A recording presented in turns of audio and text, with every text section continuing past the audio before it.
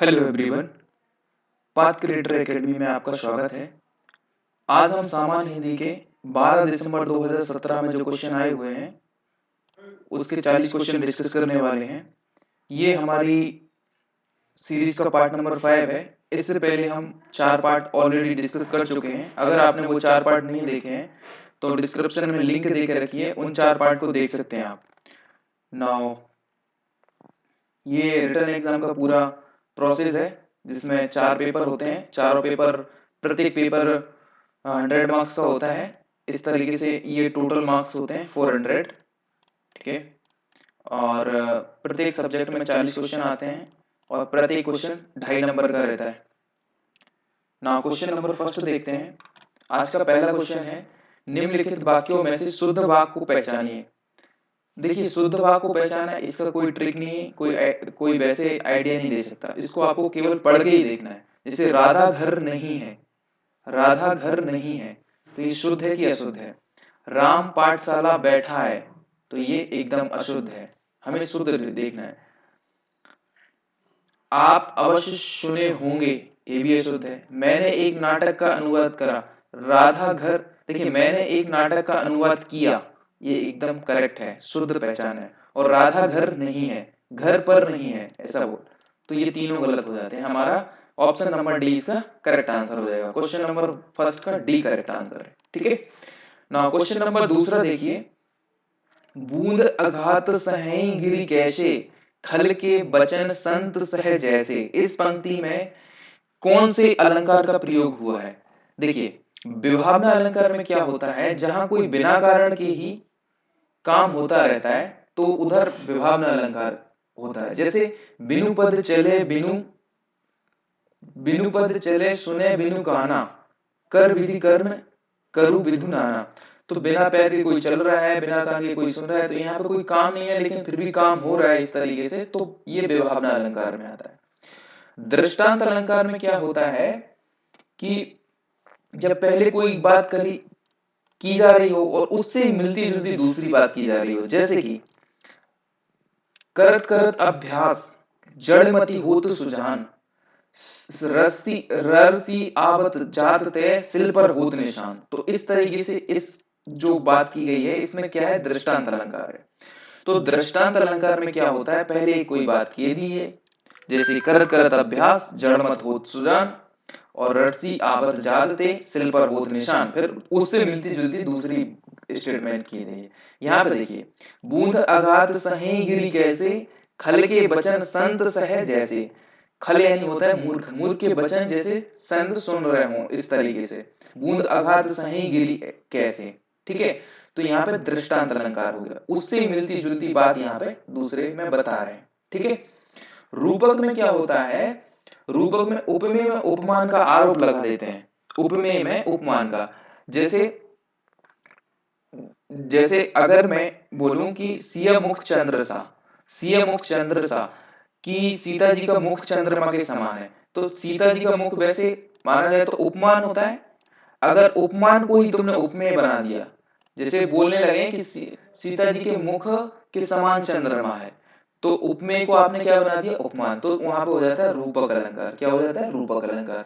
अब ऐसे ही उपमा अलंकार, उपमा अलंकार में क्या होता है, जब भी जैसे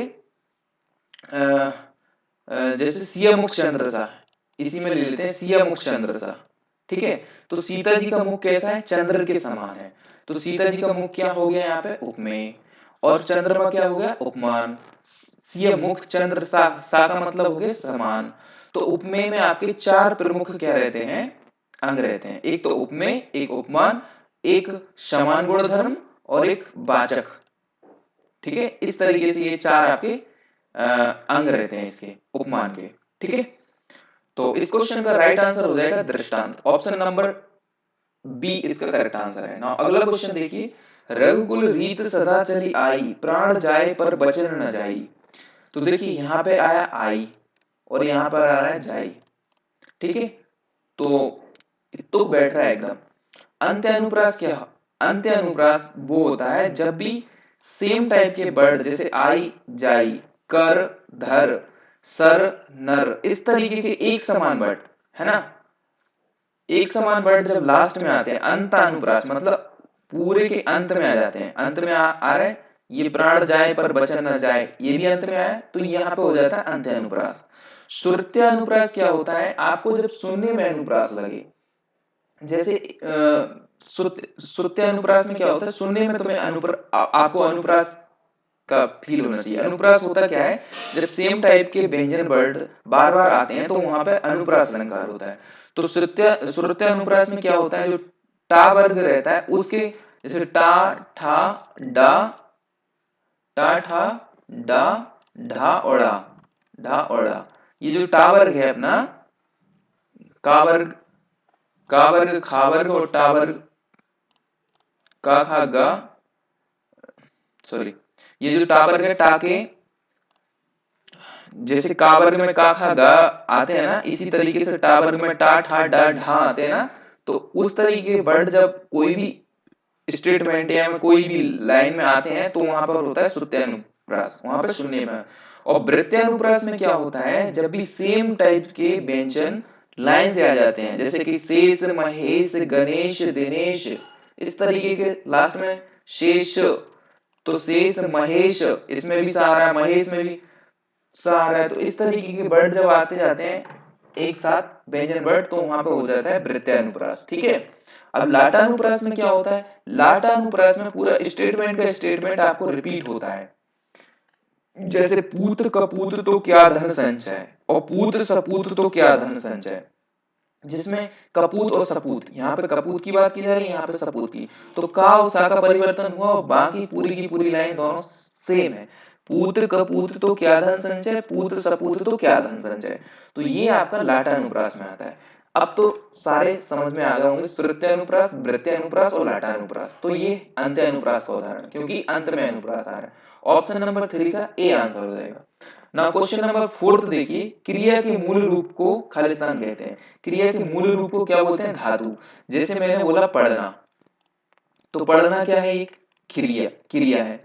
खेलना, तो खेलना क्या है, क्रिया। तो पढ़ना, पढ़ना में मूल धातु क्या है, मूल धातु है पढ़, और उसमें ना क्या जुड़ा है, एक प्रत्यय लगा है, तो पढ़ना बन गया। तो पढ़ना मतलब एक क्रिया हो गई, तो ना प्रत्यय लगा है इसमें, तो मूल रूप क्या है इसका, मूल मूल धातु क्या है पढ़। और इधर खेलना था, तो मूल धातु इसमें क्या है खेल, और ना प्रत्यय जुड़ा है तो खेलना। तो ऑप्शन नंबर ए इसका करेक्ट आंसर हो जाएगा, ऑप्शन नंबर ए करेक्ट हो जाएगा। नेक्स्ट क्वेश्चन देखिए, क्वेश्चन नंबर 5 देखिए, अमीर खुसरो किस शैली के लिए प्रसिद्ध नहीं है। देखिए अमीर खुसरो ने गजल भी बहुत सारी लिखी है, गीत भी, गीत नहीं लिखे, पहेलियां भी बहुत सारी, खासकर तो पहेलियां के लिए फेमस है, और खलिक बारी भी इन्होंने बहुत सारी लिखी है। तो इस तरीके से तीनों चीज अमीर खुसरो ने लिखा है, बट उनने गीत एक भी नहीं लिखा, प्रसिद्ध नहीं है पूछा था, है ना। तो option number D, option number C इसका रॉन्ग, मतलब राइट आंसर हो जाएगा। नाउ क्वेश्चन नंबर 6 देखिए, परिंदे कहानी निम्न निम्न वर्णित में से किस कथाकार की है। तो परिंदे जो है, परिंदे निर्मल वर्मा के द्वारा लिखी गई है।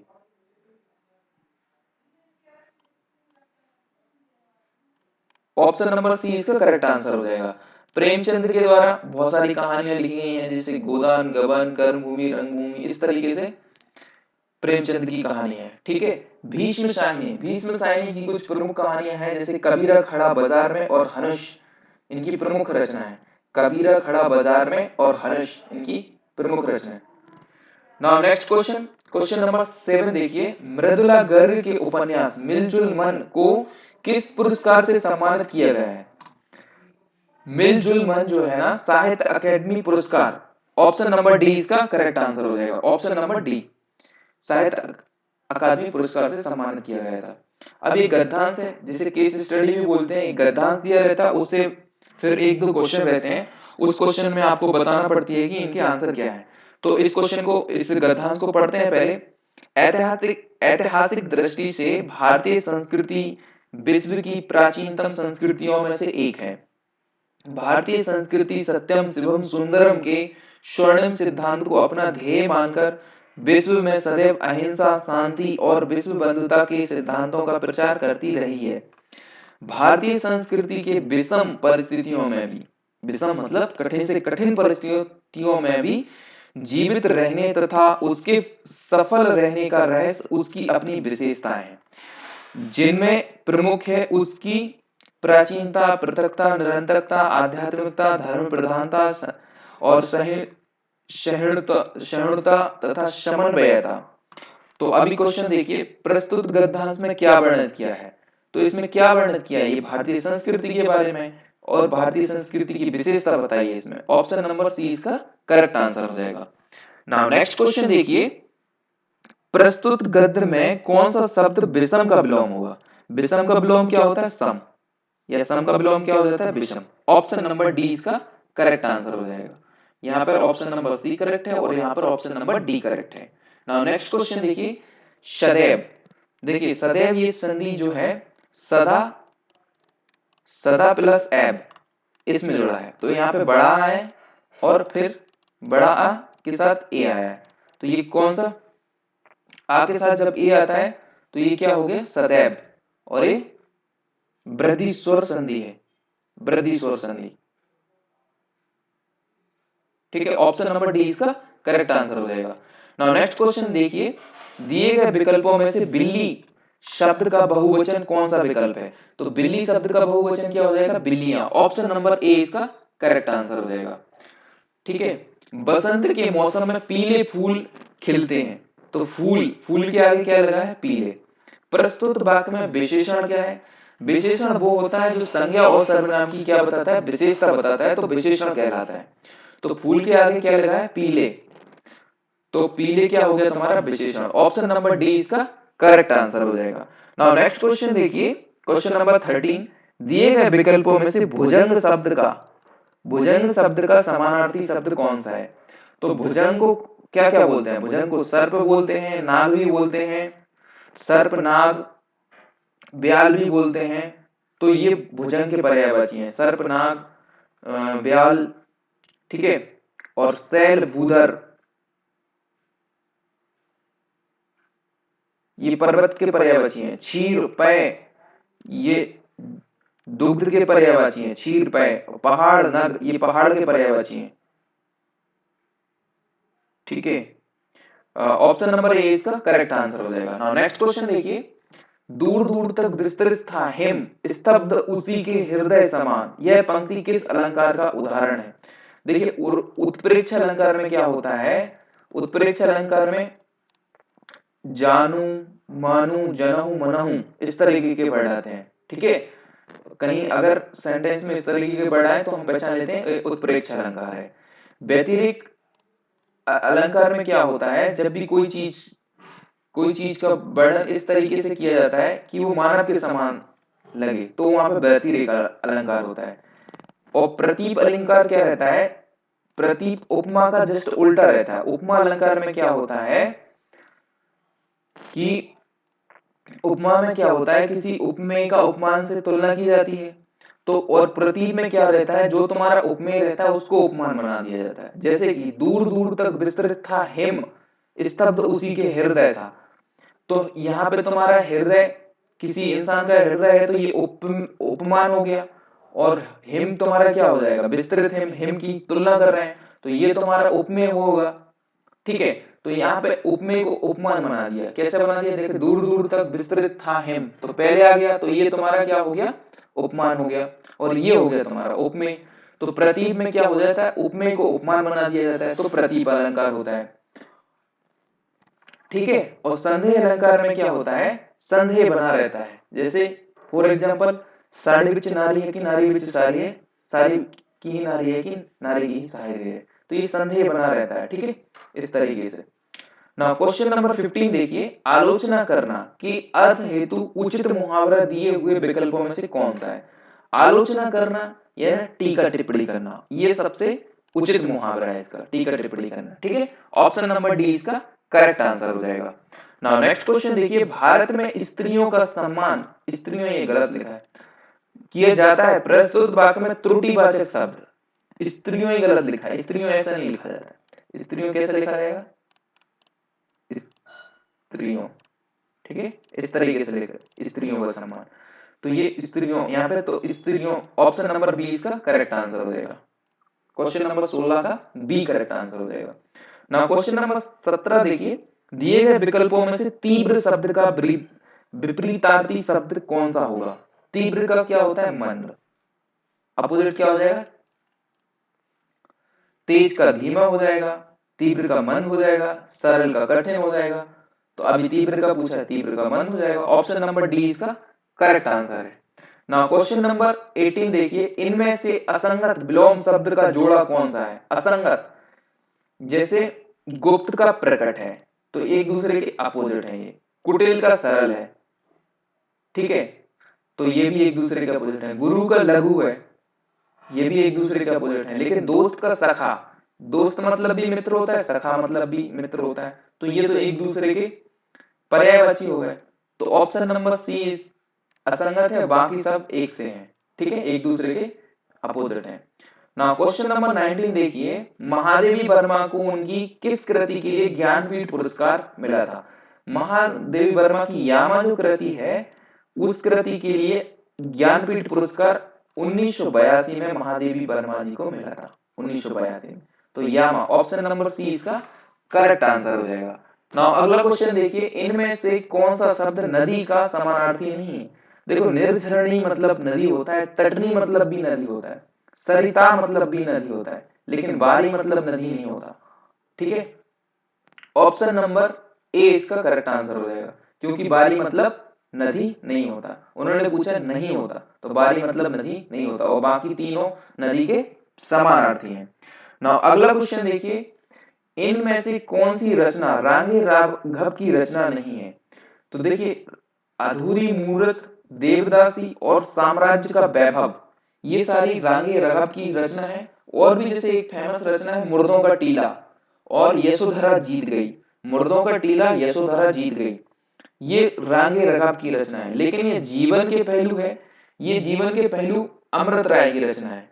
जीवन के पहलू, सुबह के रंग और कलम का सिपाही और चिंदियों की झालर, चिंदियों की झालर, सुबह का सिपाही, सुबह के रंग और कलम का सिपाही, ये तीनों रचनाएं जो है अमृत राय की हैं, कवि अमृत राय, ठीक है। तो यहाँ पे पूछा है रांगे राघव की रचना नहीं है, तो ऑप्शन नंबर बी इसका करेक्ट आंसर हो जाएगा। नाउ नेक्स्ट क्वेश्चन देखिए, क्वेश्चन नंबर 22, उल्टी माला फेरना दिए हुए विकल्पों में से कौन सा प्रस्तुत मुहावरे का सही अर्थ दर्शाता है? उल्टी माला फेरना मतलब किसी का बुरा सोचना। ऑप्शन नंबर डी इसका करेक्ट आंसर हो जाएगा, ठीक है। नौ अगला क्वेश्चन देखिए, मानव आदि मानव से ही खालिस्तान, आदिकाल से ही, आदिकाल से ही खालिस्तान के खालिस्तान पर चलता आ रहा है। दिए गए विकल्पों में से सही का चयन करके रिक्त स्थानों को भरकर प्रस्तुत वाक्य पूर्ण करें। मानव आदिकाल से ही प्रगति की राह पर, राह सही नहीं लग रहा, राह की जगह पथ लगाओ, प्रगति के पथ पर चलता आ रहा है, ठीक है। और मानव आदिकाल से ही पथ के प्रगति पर चलता है, पथ की प्रगति तो एकदम बेकार लग रहा है। आदिकाल से ही उन्नति के राह पर चलता आ रहा है, उन्नति बिल्कुल नहीं, प्रगति बोलते हैं जब भी आदिकाल से कोई चीज आती है तो प्रगति, ठीक है। तो ऑप्शन नंबर सी इसका एकदम करेक्ट आंसर हो जाएगा। आपको सेंटेंस से पढ़ने से लगने लगता है कि कौन सा इसमें करेक्ट आंसर, मतलब एकदम सही बैठेगा। ऑप्शन नंबर सी इसका करेक्ट आंसर है। नाउ क्वेश्चन नंबर 24 देखिए, डिब्बा किस शब्द का एक वचन है? तो डिब्बे, डिब्बे मतलब बहुत सारे डिब्बे, डिब्बा मतलब एक डिब्बा, डिब्बे का एक वचन क्या हो जाएगा? डिब्बे का एक वचन क्या हो जाएगा? डिब्बा। ऑप्शन नंबर ए इसका करेक्ट आंसर है। नाउ नेक्स्ट क्वेश्चन देखिए, आधुनिक भारतीय आर्य भाषाओं का विकास किससे हुआ है? तो देखिए, आधुनिक आर्य भारतीय आर्य भाषा, जितनी भी आर्य आर्य भाषा अभी आई हैं, जैसे कि मराठी, नेपाली, डोंगो, ये सारी की सारी ये अपभ्रंश से आई हैं। किससे आई हैं? अपभ्रंश से, ठीक है। सबसे पहले जैसे संस्कृत आती है, फिर पाली आती है, फिर प्राकृत आती है, तो उसके बाद आता है अपभ्रंश। तो अपभ्रंश से ये जितनी भी आधुनिक भाषाएं आई हैं वो अपभ्रंश से आई हैं, ठीक है। आधुनिक भारतीय आर्य भाषा का विकास हुआ है अपभ्रंश से। ऑप्शन नंबर सी इसका करेक्ट आंसर हो जाएगा। नाउ नेक्स्ट क्वेश्चन देखिए, महाराष्ट्र में गणेशोत्सव की खालिस्तान बा गौरवशाली खालिस्तान रही है। अब गौरवशाली मतलब उन्नति व गौरवशाली रही है, उन्नतिशील व गौरवशाली रही है नहीं। अब जैसे गौरवशाली लिखा तो इस तरीके का सेंटेंस देखो, जैसे वैभवशाली, वैभवशाली व गौरवशाली परंपरा रही है। ऑप्शन नंबर डी इसका करेक्ट आंसर हो जाएगा एकदम। ठीक है। नाउ नेक्स्ट क्वेश्चन देखिए, तुम बैठो मैं अभी आया, इस वाक्य में प्रयुक्त काल कौन सा है? जैसे मैंने किसी इंसान से बोला आप बैठिए मैं अभी आता हूं, तो ये कौन सा है? भूतकाल का है, भविष्य काल का है कि वर्तमान काल का है? तो ये वर्तमान काल का है, अभी अभी तो बोला है। ठीक है, तो वर्तमान काल का है। क्वेश्चन नंबर 27 का बी करेक्ट आंसर हो जाएगा। ना क्वेश्चन नंबर 28 देखिए, कागा चला हंस की चाल खालिस्तान यह लोकोक्ति पूर्ण करने हेतु उचित विकल्प कौन सा है? जैसे कागा चला हंस की चाल, हंस रहा ना कागा, ऑप्शन नंबर सी एकदम करेक्ट आंसर हो जाए। जैसे कोई व्यक्ति किसी देख को कॉपी करता है तो वो खुद तो जैसा रहता है वैसा तो रह नहीं पाता, और जो जिसको कॉपी करता है वैसा भी नहीं बन पाता। तो जब ये कहावत ऐसी बोली जाती है, कागा चला हंस की चाल, हंस रहा ना कागा, ऑप्शन नंबर सी इसका करेक्ट आंसर हो जाएगा। ना क्वेश्चन नंबर 29, सबकी एक सी दशा है, प्रस्तुत वाक्यांश के लिए दिए गए विकल्पों में से उचित लोकोक्ति कौन सी हो सकती है? तो सबसे सबसे बेस्ट लोकोक्ति कौन सी हो सकती है इस वाक्य के लिए? जैसे बोला है कि यहाँ पे क्या बोला है, सबकी एक सी दशा है। सबकी एक सी दशा है मतलब घर घर मटियाले चूल्हे हैं, तो ऑप्शन नंबर डी सी इसका एकदम करेक्ट आंसर हो जाएगा। ठीक है। नाउ नेक्स्ट क्वेश्चन देखिए कि मुझे आपके हस्ताक्षर चाहिए। देखिए हस्ताक्षर जो वर्ड है, जैसे कि हस्ताक्षर हो गया, प्राण हो गया, आंसू हो गया, दर्शन हो गया और बाल हो गया, इस तरीके के ये जो 5 वर्ड हैं वो हमेशा बहुवचन रहते हैं, हमेशा मतलब नित्य बहुवचन। तो इस सेंटेंस में पूछा है इस वाक्य में हस्ताक्षर शब्द हैं, तो क्या है? नित्य बहुवचन, ऑप्शन नंबर सी इसका करेक्ट आंसर हो जाएगा। नाउ नेक्स्ट क्वेश्चन देखिए, मैंने अपना घर मटमैले रंग से रंगवाया है, तो मटमैला क्या है? रंग के आगे जो लगा है मटमैला क्या है? तो ये विशेषण है, विशेषण जो कि संज्ञा एवं सर्वनाम की विशेषता बताता है उसे विशेषण कहते हैं। तो रंग की विशेषता क्या बता रहा है? ये मटमैला, तो ये क्या हो गया? विशेषण, ऑप्शन नंबर ए इसका करेक्ट आंसर हो जाएगा। नाउ नेक्स्ट क्वेश्चन देखिए 32, निम्न शब्दों में से अशुद्ध शब्द पहचानिए। अशुद्ध मतलब उसकी स्पेलिंग गलत है, जैसे पूजनीय है ये एकदम सही लिखा है, रचेता एकदम गलत लिखा है, आंख भी एकदम सही लिखा है, नरक भी सही लिखा है, लेकिन रचेता ऐसा नहीं लिखा जाता। ये जो मात्रा लगा है रच, ये या पे छोटी की मात्रा आती है रचयिता। ठीक है, इस तरीके से लिखा जाता है रचयिता, ऑप्शन नंबर ए इसका करेक्ट आंसर हो जाएगा। नाउ नेक्स्ट क्वेश्चन देखिए, पंडित शब्द का स्त्रीलिंग रूप क्या होगा? पंडित का स्त्रीलिंग रूप क्या होगा? तो पंडित में अगर आइन प्रत्यय लगा देते हैं हम, पंडित में क्या लगा देते हैं? आइन प्रत्यय, तो क्या बन जाता है? पंडित प्लस आइन, पंडिताइन। तो ऑप्शन नंबर ए जो कि पंडित का स्त्रीलिंग बन जाएगा पंडिताइन। ठीक है, पंडितानी भी नहीं होगा, पंडिता भी नहीं होगा, पंडिताइन भी नहीं होगा। ठीक है, पंडिताइन ये भी सही लिखा है लेकिन इसमें याइन नहीं होता, आइन होगा, पंडिताइन। ठीक है, ऑप्शन नंबर ए इसका करेक्ट आंसर है। नाउ नेक्स्ट क्वेश्चन देखिए, दिए गए विकल्पों में से विभावना अलंकार का उदाहरण पहचानिए। देखिए विभावना जहां पर बिना काम के ही मतलब बिना कारण के ही कोई काम हो रहा हो तो वहां पे विभावना अलंकार रहता है, हम पहले ही इसके बारे में पढ़ चुके हैं। तो बिनु पद चले सुने बिनु काना, ऑप्शन नंबर डी इसका फेवरेट एक उदाहरण भी है, तो ये ऑप्शन नंबर डी इसका करेक्ट आंसर हो जाएगा। ठीक है, ना क्वेश्चन नंबर 35 देखिए, मिर्जा गालिब किस शहर के दरबारी कवि थे? किस शासक के दरबारी कवि थे?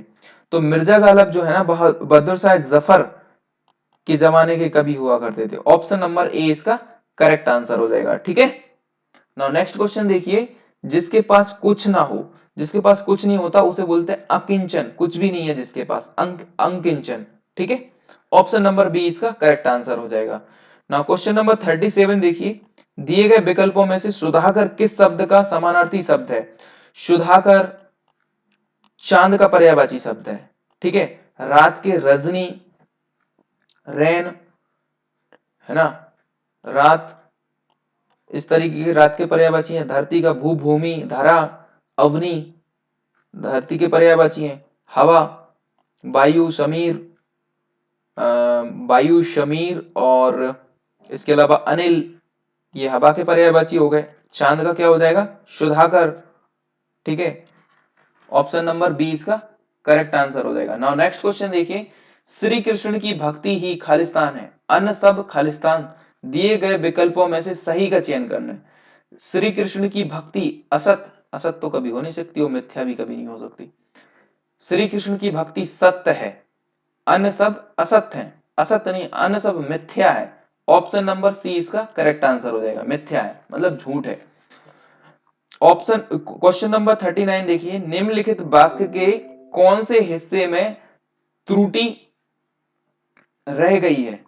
त्रुटि कौन से हिस्से में रह गई है? हर युग में जनता राम राज्य के आने के स्वप्न देखती आई है। हर युग में, हर युग से में, हर युग में होना था यहाँ पे, हर युग में जनता राम राज्य के आने के स्वप्न देखती आई है।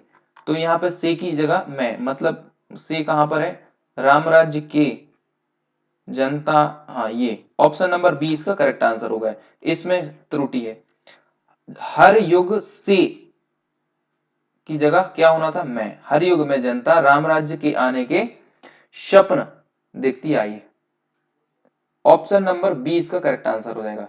नाउ लास्ट क्वेश्चन देखते हैं आज का, शब्द दांत इनमें से किस विकल्प का को दर्शाता है? देखिए दांत से बने सेंटेंस, इनके बहुत सुंदर दांत हैं, तो यहाँ पुल्लिंग का आ रहा है। सेंटेंस जब बनाएंगे तो आपको पता चल जाएगा ये पुल्लिंग है कि स्त्रीलिंग है। अब दांत ही होता तो कोई स्त्रीलिंग होता है, दांत है ना? आपके कितने दांत हैं, दांत बहुत सुंदर दिख रहे हैं, तो ये पुल्लिंग है। जब भी सेंटेंस बनाओगे तो पुल्लिंग के रूप में बन रहा है, तो ऑप्शन नंबर बी इसका करेक्ट आंसर हो जाएगा।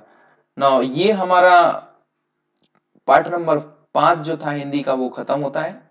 ठीक है, देखिए हिंदी के लगभग 27 शिफ्ट में पेपर हुए हैं, 27 शिफ्टों में। अभी ये 5 पार्ट खत्म हुए हैं, जो बाकी पार्ट हैं ऐसे धीमे कर करके आ जाएंगे, पेशेंट बनाए रखिए आप।